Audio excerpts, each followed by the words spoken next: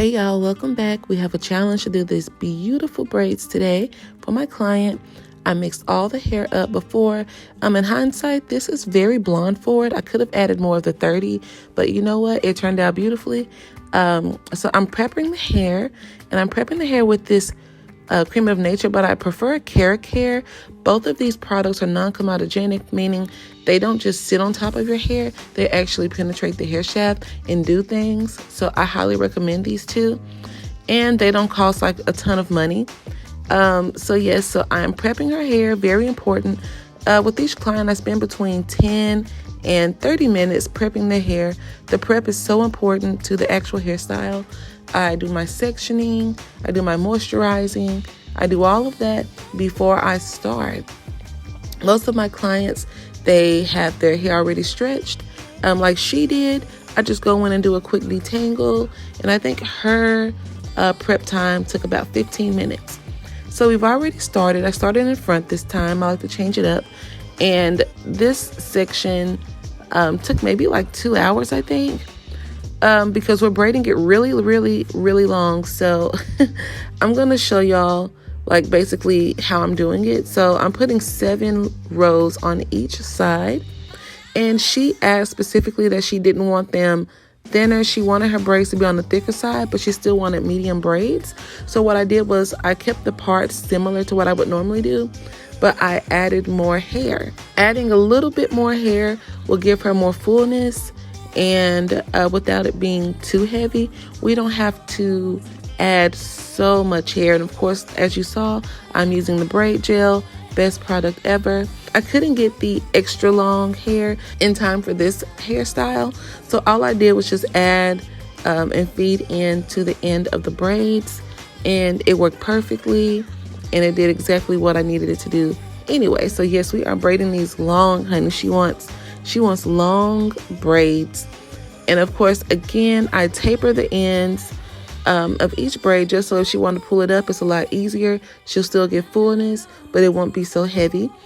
And we're going to go in and trim it because it just looks better, okay? Spend that extra time trimming. It's worth it in the end.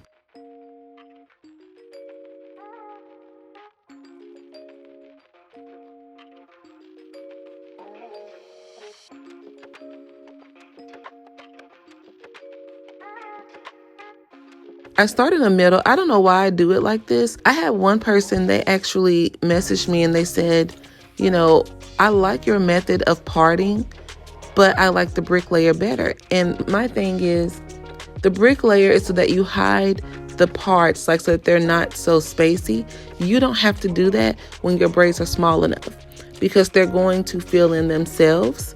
Okay, when you have bigger braids, like the knotless tend to be larger in parting, and especially because you can see the part more, you definitely want to do a brick layer. But when you're doing something like this at this size, it doesn't matter, okay?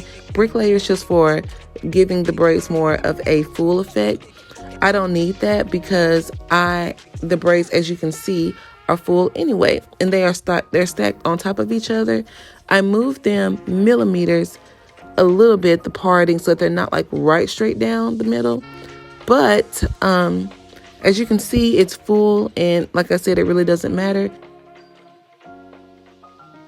Here we are doing the last braid, and I'm also, I don't know if you could tell, but I'm not using a full tucking method. I'm doing a light tucking method, and that way I have some of that color popping in, just a little bit of her natural hair, so that it looks a little more like the picture. And I'm dipping the ends here in boiling hot water. You want to use boiling hot water to set these ends or they will not set properly. Okay, I just loved it. Isn't that beautiful? How pretty is that? It's just swingy and it moves so nice.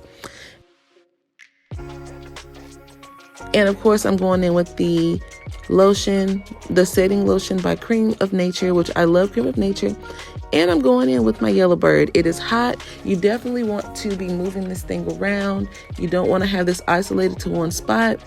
And make sure you dry your hair, especially if the weather is cold. You don't want to send them out with wet braids. That's not good. I'm using my 10-in-1 growth oil. I've been using it on all of my clients. This is also non-comedogenic. It's not just going to sit on top of your scalp and clog your pores and make your scalp itch, okay?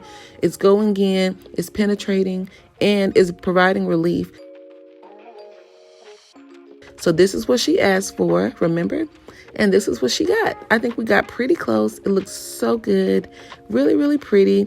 She said it wasn't too heavy, even though we did do a fuller set of box braids. And by full, I mean the braids had a little more hair in it than I would normally do. But it looks beautiful. She was so happy. Look, it's so pretty on her. She was worried about the color. I said, no, ma'am, like the color looks so good on your skin. I'm so glad she got it. And yeah, thank you all for watching. Bye.